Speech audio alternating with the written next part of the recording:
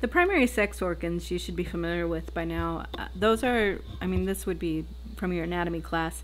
The testes in the male and the ovaries in the female represent the primary sex organs. They're important for a number of reasons, the biggest being that they are going to be involved in what is known as gametogenesis, the production of gametes. For the male, that's the sperm. For the female, that's the oocytes. They're also important in producing sex steroids. For the male, testosterone, dihydrotestosterone in the testes. For the female, estrogen and progesterone in the ovaries. That's not to say this is the only place that these hormones are produced. There are some hormone levels or hormones, there's some production of hormones from other glands such as the adrenal cortex, but the primary production would be definitely in the gonads. It's these hormones that are important in developing the secondary sex characteristics that we just talked about. Gametogenesis involves meiosis, and I'm going to walk you through the process of meiosis here. These slides are not in your PowerPoint. You're going to want to get out a piece of paper and kind of follow along. Meiosis is divided into two stages, Meiosis I and Meiosis II. We'll begin with Meiosis I, and I'm only going to diagram 4 separate chromosomes for simplicity's sake. The red chromosome and the blue chromosome are homologs, and the green chromosome and the purple chromosome are homologs. And we're going to begin this in G2. So this is after S phase. The genetic material has been duplicated, and so our chromosomes are in their doublet form, duplicated chromosomes. During prophase, those chromosomes are going to condense to give us the what you actually would see in a karyotype. Okay. The other thing that's going to happen, in addition to their chromosomes condensing, is that we're going to see the nuclear envelope dissolve. Okay. It's going to break down. And that nuclear envelope breaking down is important so that we can actually get those mitotic spindles in there that we see in mitosis. They're going to play a role in meiosis as well, with some key differences. Okay. Woo! Sorry. Let's try that again. Here we go. All right.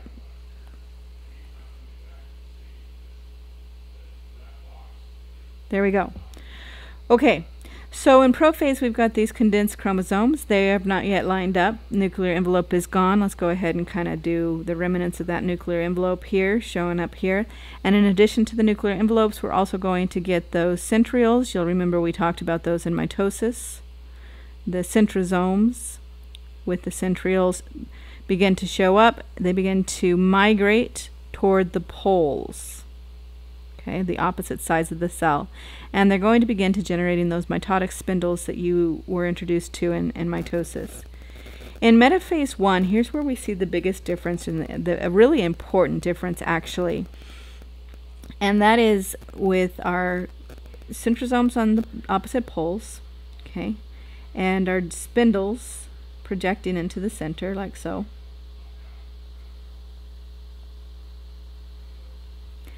What we're actually going to see is these chromosomes. And now if you think way back to mitosis, these chromosomes lined up single file. But in meiosis, we're going to have the homologous chromosomes pair up into what we call a tetrad. Into a tetrad. And the tetrad is these chromosomes, the homologous chromosomes together. They're called a tetrad because we see in here 4 chromatids, right? 4 chromatids. And that mitotic spindle would be connected to the centrosome, or centromere, I should say.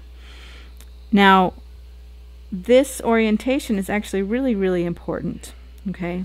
Because the purpose of meiosis is to increase genetic variability.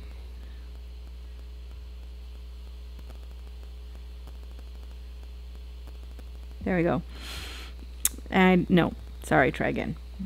They'll line up close to each other, so I need to put my green guy right here. Okay. To increase genetic variability. And so we actually need to separate and distribute the paternal and maternal genes in a random fashion into the cell. Randomness is important.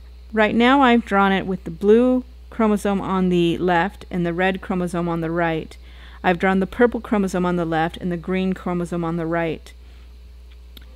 The order in which they line up is completely, totally random. It's perfectly possible to have the red on the left and the blue on the right, or the green on the left and the purple on the right. And each possible combination, which in 4, there's not a lot of combinations that can be made, but when we're dealing with a total of 23 pairs, that's a tremendous amount of variability as these randomly line up on the center plate. Okay, this tetrad, again, something to remember, something to hold on to. We see this tetrad in meiosis. Okay, that's a critical difference between meiosis and mitosis. In anaphase, we're going to see those mitotic spindles contract. And as they contract, they're going to start to pull the chromosomes with them. In my particular example shown here, the blue is going to be dragged off toward the left side of the screen. The red is going to be dragged off towards the right side of the screen. The green is going to be dragged off toward the right side of the screen. And the purple is going to be dragged off to the left side of the screen. And in doing this, what we've actually done is separate the homologous chromosomes.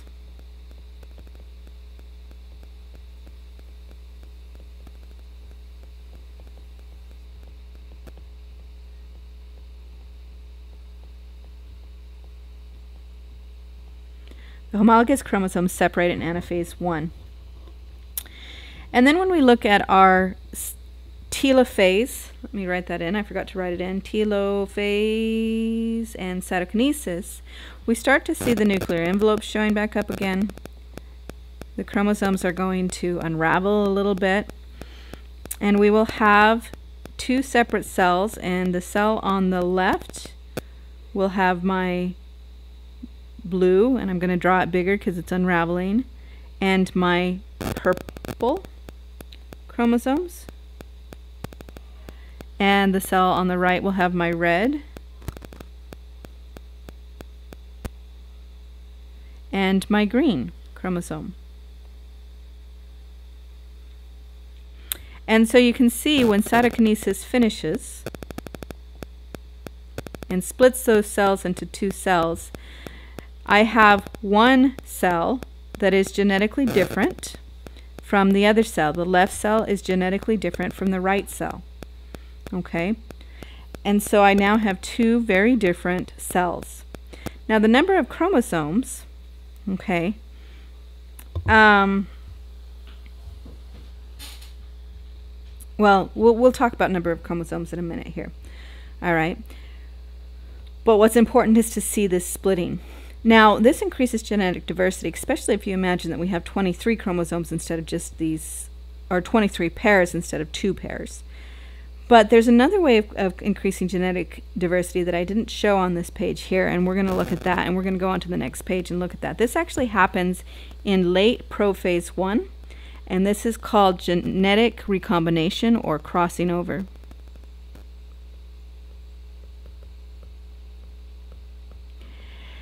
If we look at these, this would be my chromosome 1.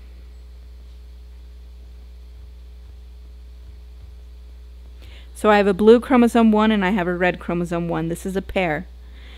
And this would be referred to together as my tetrad. Each of these is a chromatid.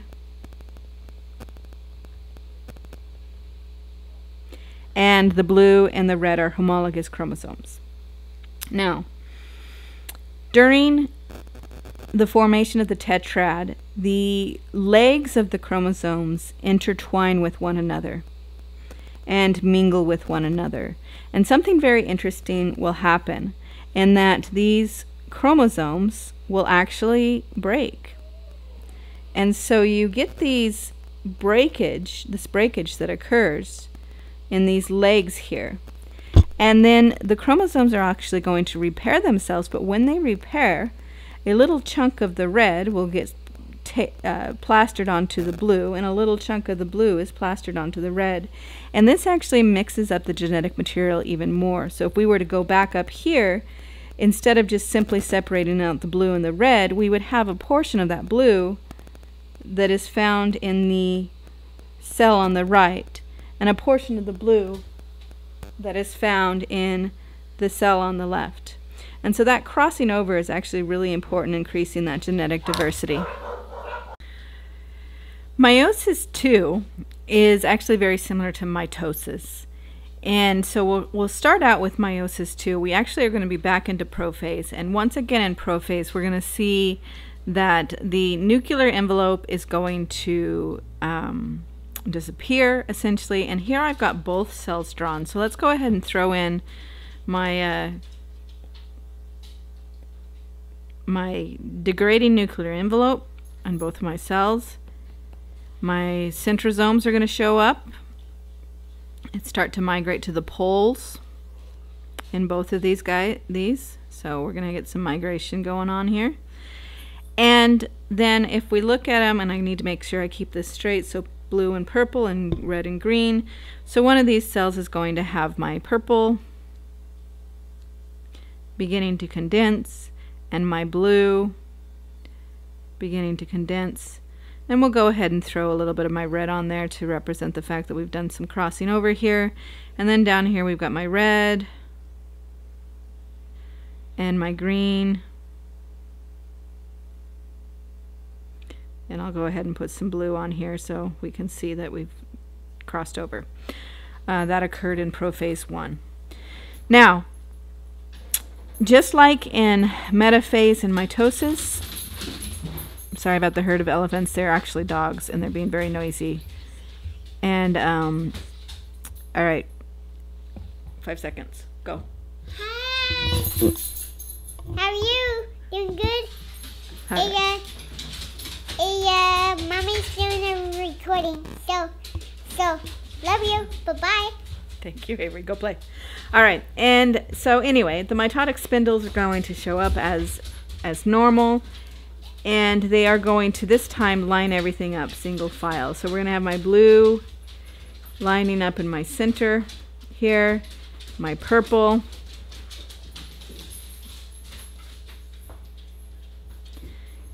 we'll put some red on my blue here, my red, and again this is going to be random. So while the little tips that I'm drawing, these blue tips that I'm drawing, right now I have the red tips on the right side and I have the blue tips on the left side, but this could be flipped in any orientation. And of course, if you imagine the fact that crossing over can occur in any of these chromosomes, and that crossing over would increase that diversity, and the fact that we've got it randomly set up, that's actually pretty important again in terms of increasing the diversity. There is a perception, and it still persists, right? It's still part of kind of our understanding of babies and genetic material, that a baby that is born is 50% genetic material from the dad and 50% genetic material from the mom. But because of crossing over and because of the random assortment of these chromosomes, that may not actually be true. It's not uncommon at all. In fact, we can even see this. I mean, you look at a baby and you know, look at the physical characteristics that they have. They may look like dad's twin or mom's twin. And the reason this happens is because of this random assortment and crossing over. It's completely possible for a baby to have 71% of their chromosomes from the mom, or 71 from the dad, or any other type of mixture like that. And so it's very common to not get a 50-50 split. So I've drawn both cells in metaphase 2, and now we're going to move into anaphase 2, and this is going to be very similar again to our mitosis Okay, that's essentially meiosis II is really just mitosis, but I do want you to follow and keep track of my chromosomes as they start to be drug apart, because one of these chromatids, just one of these chromatids, has red on them and the other doesn't. And I did that on purpose so you can see that as we start to separate these, we are going to get more genetic diversity, okay, than again, than that 50-50 split.